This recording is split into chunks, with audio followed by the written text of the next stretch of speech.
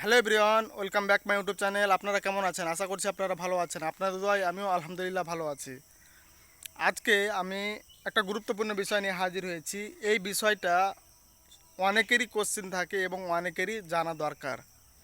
আজকে আমার একজন বন্ধু আমাকে কমেন্ট করেছেন যে ভাই, বিদেশে কীরকম প্রকারের কাজ হয় এবং কি আমি যেতে চাচ্ছি, তো আমি তো কম্পিউটারের কাজ জানি, তো আমি সেরকম কি কাজ পাবো নাকি। তো ভাইয়ের উদ্দেশ্যে আমি এই ভিডিওটা তৈরি করছি এবং কি ভিডিও তৈরি করার উদ্দেশ্যই হচ্ছে এটা যে সকলেরই যেন এই ভিডিও দেখে কিছু না কিছু একটু হেল্প হয় এবং ফায়দা হয়। তার কারণ এরকম কোশ্চিন নানান লোক করে থাকে এবং কি তা অনেকের এরকম চিন্তাধারা হয়ে থাকে। তাই আমার এই আজকের ভিডিওটা, যাক, আশা করছি আপনারা ভিডিওটা সম্পূর্ণ দেখলে সবই কিছু বুঝতে পারবেন এবং আমি ভিডিওর মাধ্যমে ডিটেলস আপনাদের শেয়ার করব। তবে ভাই, আপনি যে কমেন্ট করেছেন যে আমি কম্পিউটারের কাজ জানি, আমি কি কম্পিউটারের কাজ পাবো নাকি? দেখেন ভাই, আমি যেহেতু 5-6 বছর কাজ করেছি কাতারে, তাহলে আমার এক্সপিরিয়েন্স হিসাবে আমি আপনাকে জানাতে চাই। আপনার এক্সপিরিয়েন্স হিসাবে আমি আজকে আপনাকে এই ভিডিওটা উপহার স্বরূপ দিচ্ছি এবং আপনি আমার কথাগুলো মনোযোগ দিয়ে শুনবেন এবং আপনি আমার ভিডিওটা পুরাটা দেখবেন। আর একটা রিকোয়েস্ট করব, আমার চ্যানেলটাকে অবশ্যই সাবস্ক্রাইব করবেন, তার কারণ যে আমি এরকম ভিডিও আপনাদেরকে মাঝে মধ্যে যেন উপহার দিতে পারি। তো দেখেন ভাই, আমি দেখেছি যায় একজন লোক আমার সঙ্গে কাজ করছিল। উনি বাংলাদেশের ভালো একটা ড্রাইভার, তার কাছে লাইসেন্সও ছিল, ছোট থেকে শুরু করে বড় গাড়ি পর্যন্ত। আপনাকে আর বোঝাতে হবে না যে কত চাকার বড় গাড়ি বলতে 10 চাকার গাড়ি হতে গেল, ট্রেলার হতে গেলেও একই কথা। তো তার বড় গাড়ির লাইসেন্স ছিল ছোট থেকে বড় পর্যন্ত, কিন্তু সে আমার সঙ্গে মাজরায় কাজ করতো। আমি নিজেও তার সঙ্গে কাজ করেছি। আপনি হয়তো ভাববেন কি মাজরা কাকে বলে। মাজরা হয়তো ভালো কিছু প্রতিষ্ঠানকে বলে। মাজরা মাজরা তাকে বলে যে আমরা জায়গা জমিতে যে ধান চাষ করি কিংবা বেগুন লাগাই, ঠিক আছে, মানে জমি চাষ করাকে জমিটাকে বলে মাজরা, ঠিক আছে, বাগানকে বলে মাজরা। সে বাগানের কাজ, সে বাংলাদেশের হেভি ড্রাইভার, ভালো মতো ড্রাইভার, কিন্তু সে ওখানকার ভিসা নিয়েছে। ভিসা নিয়ে পরে সে ফেসে গেছে। ওনাকে ড্রাইভারিং ভিসা দিয়েছে, তো উনি ভাবছে যে যতই যে হোক না কেন আমি ড্রাইভারিং কাজই পাবো, তার কারণ আমি লাইসেন্স দিয়েছি নানান কিছু। কিন্তু সেখানে গিয়ে যখন সে কপিল ভিসায় গেছে, কপিল ভিসায় গিয়ে সেখানে কিন্তু সে ড্রাইভারি কাজ পায়নি।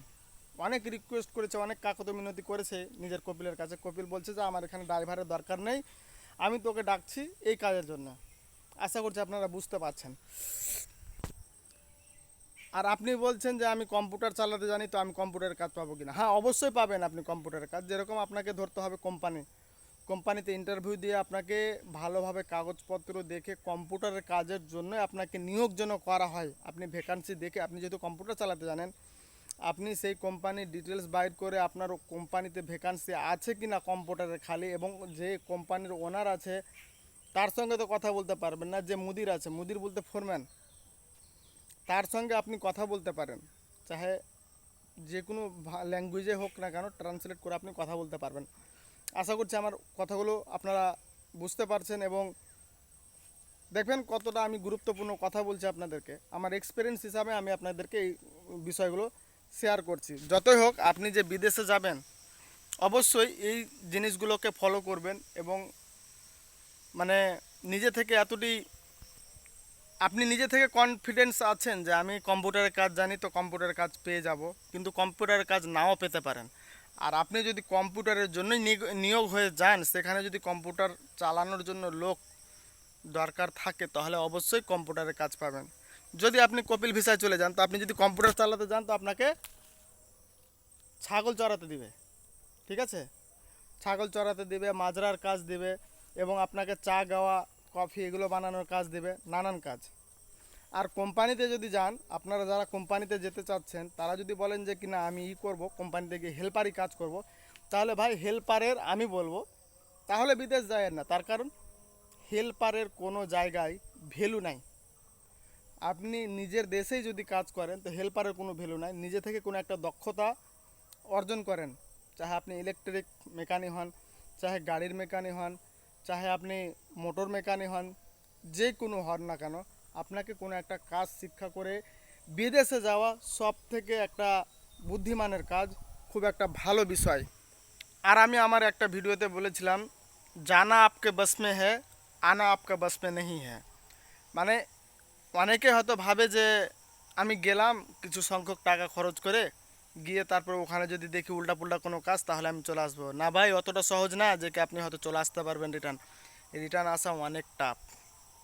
আপনি যারা বাংলাদেশের আছেন তাদেরকে আমি বলবো, কোনো এক বাংলাদেশি বিদেশে যাচ্ছে, বিদেশে যাওয়ার উদ্দেশ্যে যে ভিসা নিচ্ছে, তার বাবার জেব থেকে টাকা খরচ হয় কমপক্ষে 3 লাখ, 4 লাখ, 5 লাখ, সামথিং 3 লাখ, মানে কম খরচ 3 লাখ হবেই।